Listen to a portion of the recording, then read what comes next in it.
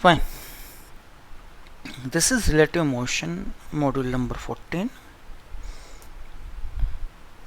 इस बार जो हम करने वाले हैं वो है ट्रेसिंग प्रॉब्लम्स, पीछा करने की समस्याएं। बड़ा सिंपल सा एक एग्जांपल लेंगे अपन। एक पार्टिकल ए है,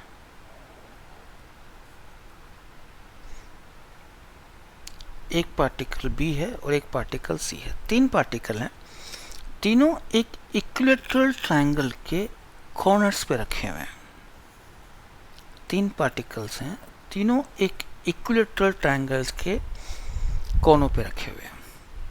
ये क्वेश्चन है, गिवन है कि ए हमेशा बी की तरफ मूव कर रहा है, वेलोसिटी कितनी है v। बी हमेशा सी की तरफ मूव कर रहा है, वेलोसिटी कितनी है v।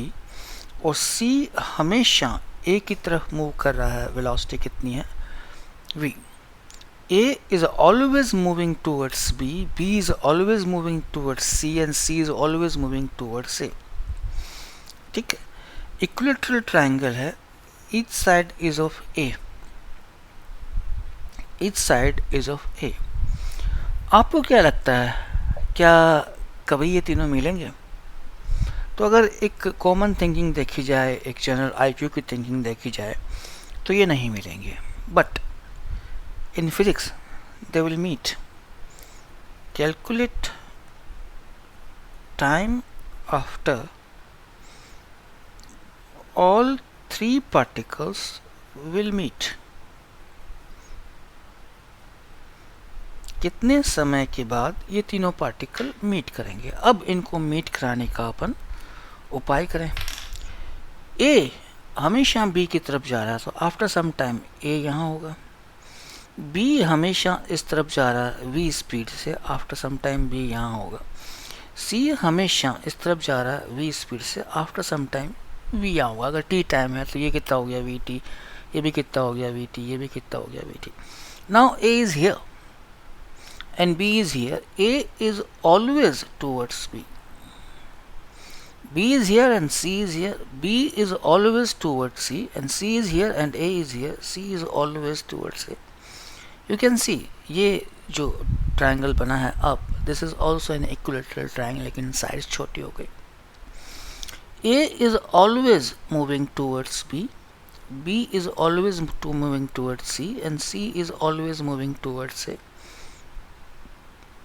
A is always moving this one, this one. Again आप देखिए सेंट्रोइड सेम है, बट इक्विलेटरल ट्रायंगल छोटा हो गया। यहाँ आइएगा आप, यहाँ, यहाँ एक और ट्रायंगल छोटा हो गया। तो ए फाइनली कहाँ मिलेगा? सेंट्रोइड पे। बी फाइनली कहाँ मिला? सेंट्रोइड पे। और सी फाइनली कहाँ मिला? सेंट्रोइड पे। तो तीनों पार्टिकल मिलेंगे, लेकिन कहाँ मिलेंगे सर? सेंट्रोइड पे। That was the story, how they will meet, how they will meet. तीन पार्टिकल थे, ए बी और सी। ए हमेशा बी की तरफ, बी हमेशा सी की तरफ, सी हमेशा ए की तरफ। तीनों की वेलोसिटी इक्वल थी, मैग्नीट्यूड इक्वल था।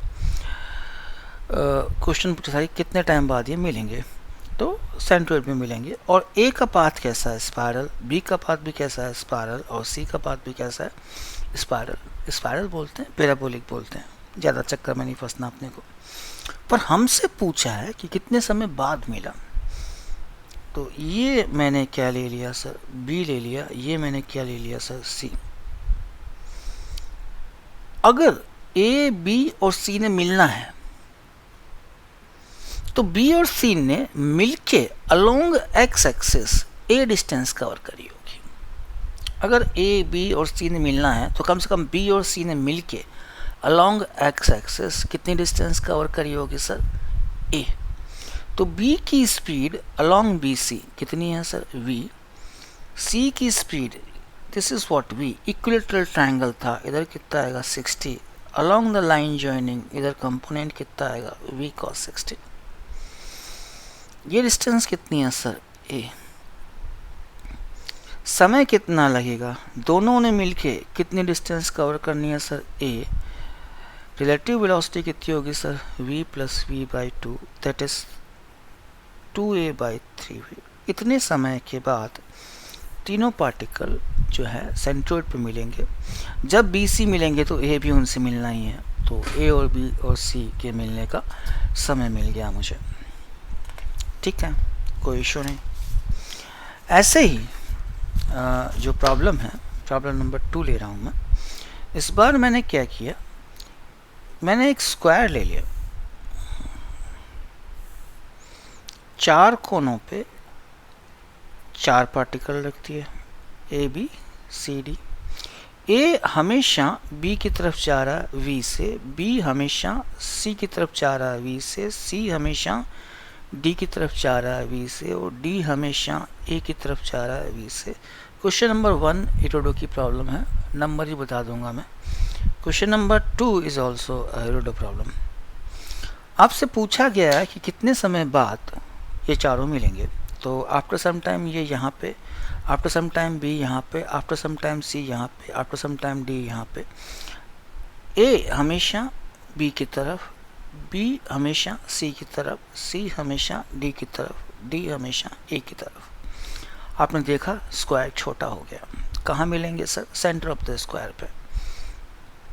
ए बी की तरफ, बी सी की तरफ, सी डी की तरफ, डी ए की तरफ। अगेन स्क्वायर क्या हो गया सर, छोटा हो गया। कहाँ मिलेंगे सर ये, सेंटर पे। ए का पाथ कैसा होगा, स्पाइरल। बी का पाथ कैसा होगा, स्पाइरल। सी का पाथ कैसा होगा, स्पाइरल। डी का पाथ कैसा होगा, स्पाइरल। चारों मिले हैं ए बी सी डी। कब मिले हैं सर, सेंटर पे। कितने टाइम बाद मिले होंगे, जब बी और सी ने मिलके अलोंग एक्स एक्सिस डिस्टेंस कितनी कवर कर ली है सर। स्क्वायर है, इस साइड ए मान लूँ, तो ये बी है, ये सी है, ये डिस्टेंस कितनी है सर, ए। बी का इस तरफ कंपोनेंट वी, वी का सी का इस तरफ कंपोनेंट कितना होगा, वी कॉस 90। दोनों ने मिलके कितना चला है सर, ए। तो t equals to a upon v plus v cos 90, that is a by v. इतना समय लगा सर, कितना समय लगा सर, इतना समय लगा। फर्दर एक और क्वेश्चन लेते हैं अपन। मैं इस बार हेक्सागन लेके आया हूँ, regular hexagon. Each side is of A. ये ए है, ये बी है, ये सी है, ये डी है, ये ई है, ये एफ है। ए हमेशा बी की तरफ वी से, बी हमेशा सी की तरफ वी से, सी हमेशा डी की तरफ वी से, डी हमेशा ई की तरफ वी से, ई हमेशा एफ की तरफ वी से, एफ हमेशा ए की तरफ वी से। क्या छह मिलेंगे, बिल्कुल मिलेंगे, है ना। कैसे मिलेंगे, बिल्कुल मिलेंगे।